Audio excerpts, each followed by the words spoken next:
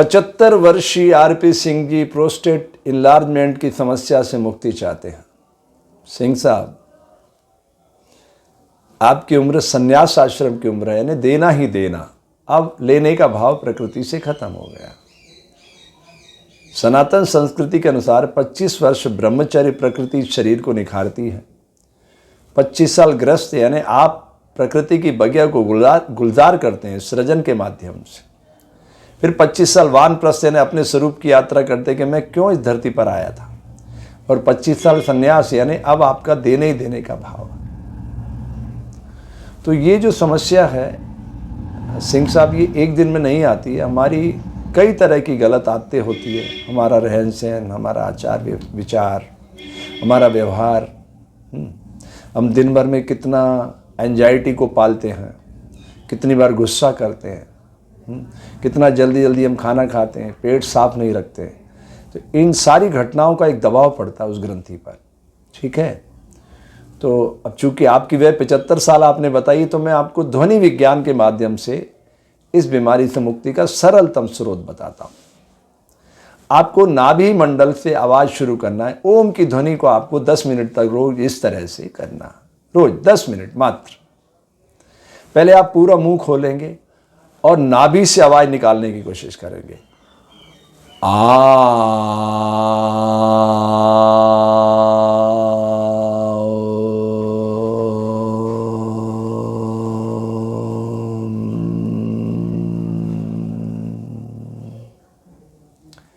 जितना आपका शरीर स्वीकार करे उतना, है ना। फिर धीरे धीरे इसको गहरा लंबा करते जाना है।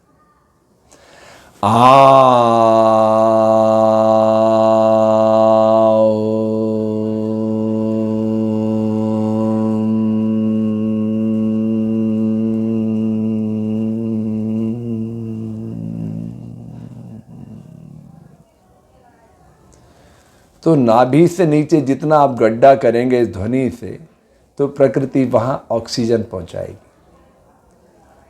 सारा खेल इस शरीर में सिर्फ और सिर्फ ऑक्सीजन का है।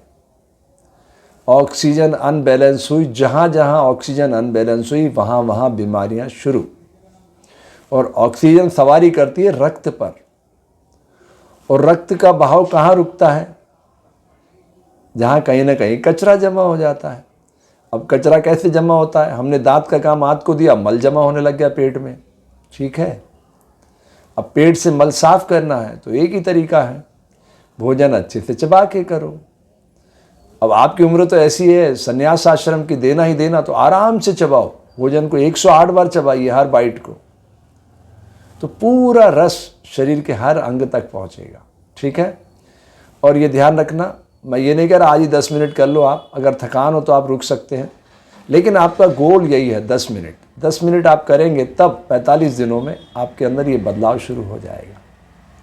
तो मैं आपको करके दिखाता हूँ, ऐसे करना चाहिए। कमर बिल्कुल सीधी रख के, पूरा मुंह खोला, आवाज़ पूरी नाभि से उठाना है ना, जिसे हम नाद ब्रह्म कहते हैं, नाद ब्रह्म।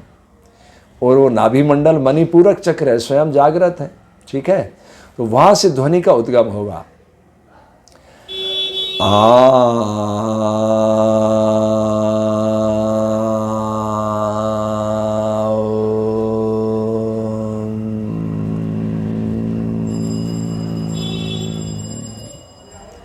फिर श्वास नासिका से लेंगे आप, गहरी लंबी श्वास,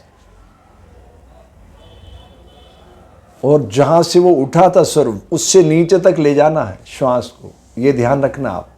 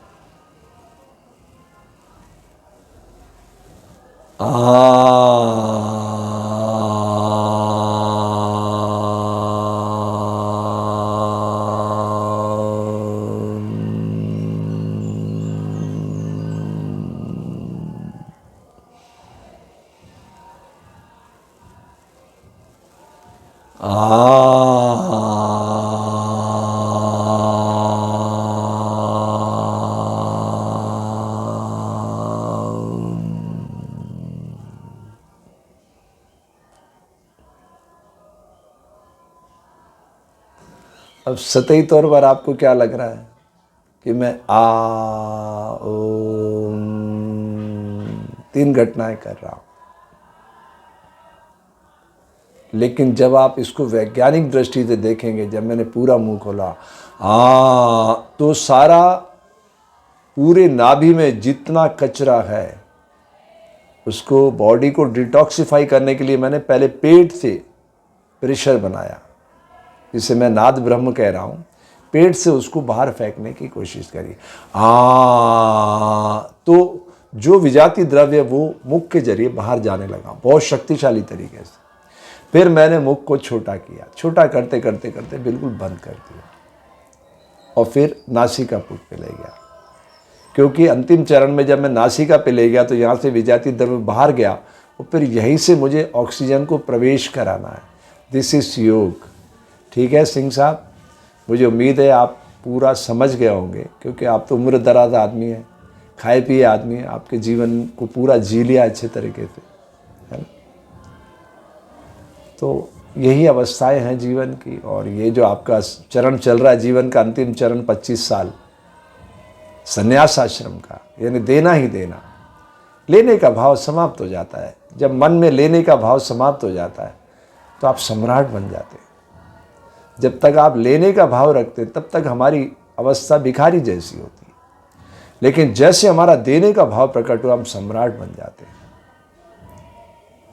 तो भारतीय ऋषि कहते हैं, चाह गई चिंता मिटी मनवा बेपरवाह, जिसको कछु न चाहिए वो शाहों का शाह। तो ऐसे बादशाहियत अपने अंदर की पैदा करो और 10 मिनट शांत रस होकर ये मुद्रा करो। निश्चित रूप से परिणाम चमत्कारिक होगा। और हाँ, 2-3 चीज़ें मैं ज़रूर कहना चाहता हूँ।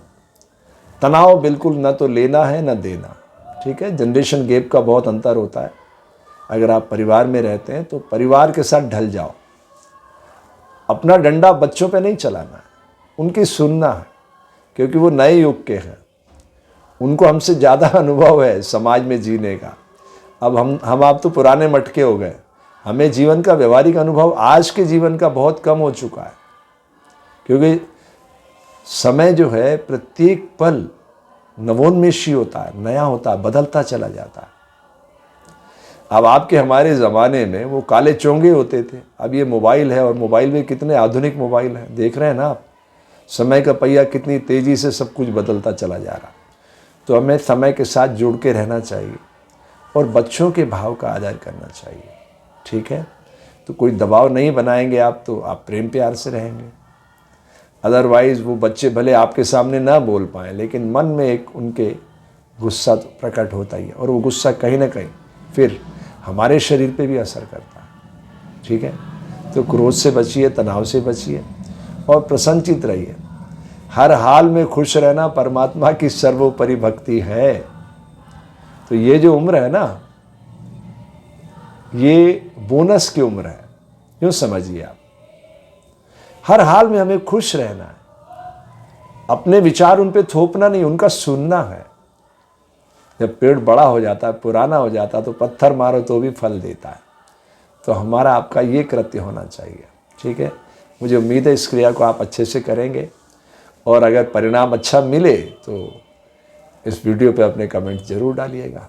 ठीक है, आपके मंगल की कामना करता हूँ।